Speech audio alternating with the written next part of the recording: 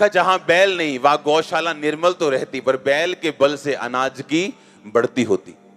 आज किसी बंदे को यहां पे किसी को बोल दो, अच्छा आप कहां रहते हो? मैं जी फलाने पिंड च रहना जी, पर मेरे पास खाने के लिए पैसा नहीं है, पहनने के लिए कपड़ा नहीं है, मैं बहुत तंग हूं, आज किराया भी पकड़ के आया हूं चर्च पे। अच्छा गांव में रहते हो आप? हाँ। अच्छा आप एक पशु रख लो, एक गाय रख लो, एक भैंस रख लो। हाँ नहीं जी पशु कितने सांभे जानते साडे को, भूखे मर जाएंगे लोग, काम नहीं करेंगे अपने हाथों से। और नीति वचन कहता कि अगर बैल नहीं है तुम्हारा घर तो साफ सुथरा रहेगा, गौशाला साफ सुथरी तो रहेगी, पर अगर बैल रहेगा तो अनाज की बढ़ती भी होगी। अगर 2-4 काम करोगे तो थक तो जाओगे, थोड़ा गंदगी डर जाएगी घर में, थोड़ा प्रॉब्लम तो होगी, पर कहता अनाज की बढ़ती भी होगी, तुम भूखे नहीं मरोगे। बताओ एक भी जन जिसने ओलंपिक का पदक जीता हो, जिसने अपनी लाइफ में कोई मुकाम हासिल किया हो, और बताओ उसको, और वो एक भी जन भी अगर बता दे कि मैंने कंफर्टेबली सब कुछ हासिल कर लिया, एक भी आपको ऐसा नहीं मिलेगा। अपने कंफर्ट से बाहर जाके आप अपनी लाइफ को बनाते हो, अपने कंफर्ट जोन से बाहर निकल के आप अपनी लाइफ को खड़ा करते हो।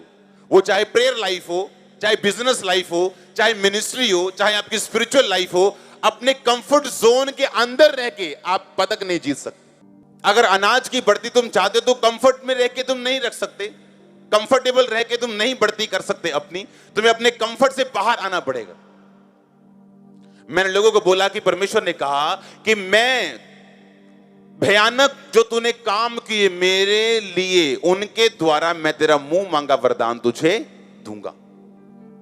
लिखा कि नहीं लिखा बाइबल में कि तेरे भयानक कामों के कारण जो तूने किए, तेरी बात कर रहा है, तुम्हारी बात, मेरी बात परमेश्वर कर रहा है। कहता भयानक कामों के कारण मैं तेरा मुंह मांगा वरदान तुम्हें दूंगा। क्या है भयानक काम?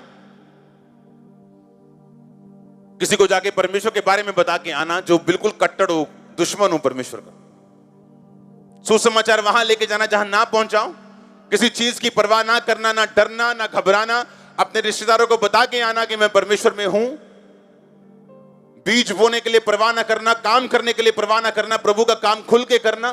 कहता भयानक कामों के कारण तुम मुंह मांगा वरदान पाएगा। आज बोलो चाहिए परमेश्वर मुझे मुंह मांगा वरदान दे, जो मैं चाहता हूं मुझे दे। बाइबल कहती उस तू भयानक काम जब परमेश्वर के लिए करेगा तो तेरा मुंह मांगा वरदान भी यहोवा तुझे देगा।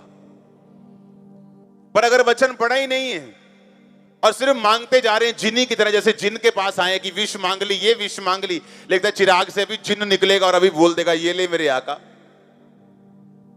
हमारा परमेश्वर जिनी नहीं है। हाँ वो कार्टून से बाहर निकलो, वो कार्टून वाली चीजों से बाहर निकल के थोड़ा असली में आगे काम करो ताकि परमेश्वर आपको फल दे। आमीन।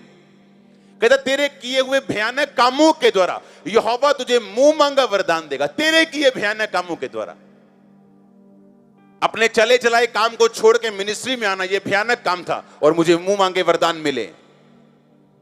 सब कुछ सेट करके छोड़ देना और मिनिस्ट्री में आ जाना, यह भयानक काम था परमेश्वर के लिए। परवाह ना करना, पूरे काम की जैसे करना वैसे ही करना, किसी का डर ना रखना, यह भयानक काम था। कहता तू भयानक मेरे लिए काम करेगा, मैं मुंह मांगा वरदान तुझे दूंगा। तू अपनी जान खोएगा, मैं तुम्हें वापस करूंगा। तू अपने बचाएगा, मैं तुझे छीन लूंगा। तू मेरे लिए खोल देगा सब कुछ, मैं तुझे दे दूंगा। परमेश्वर ने जीना सिखाया आपको वचन के जरिए। आमीन। परमेश्वर का वचन आपको ताकत देता है, आपको बुद्धि देता है, आपको समझ देता है हर एक काम को करने की और फलदार रहने की अपनी लाइफ में। अगर बाइबल आपकी लाइफ का डेली हिस्सा बन जाए, अगर वचन आपकी लाइफ का डेली हिस्सा बन जाए, तो आप कहां जाओगे? हालेलुया। कहता बैल जहां नहीं वहां गौशाला निर्मल रहती, पर कहता बैल के बल से अनाज की बढ़ती होती। कहते पंगा लेना ही नहीं है जी, कोई आराम से रहना है कंफर्ट में। तो कहता अनाज की बढ़ती तुम्हारी जिंदगी में पॉसिबल नहीं, क्योंकि जहां काम होगा वहां पंगा होगा, वहां डिस्कंफर्ट होगा, पर वो अनाज की बढ़ती के लिए होगा, आपकी ब्लेसिंग के लिए होगा। और सोचो एक वचन अगर नीति वचन से पढ़ के हमें एक लाइफ चेंजिंग डिसीजन लेने को मजबूर कर सकता है। सोचो अगर मैं बाइबल को रोज पढ़ना शुरू कर दूं और रोज इस पे चलना शुरू कर दूं और रोज इस तरह से पढूं कि परमेश्वर आज वचन से तू मुझसे बात कर और वचन के जरिए मैं जानना चाहता हूं तू क्या चाहता है, और वचन को समझ के जब चलना शुरू किया जाएगा, सोचो कैसी स्थिरता आपकी लाइफ में होगी। हालेलुया, जोर से बोलो हालेलुया, आमीन।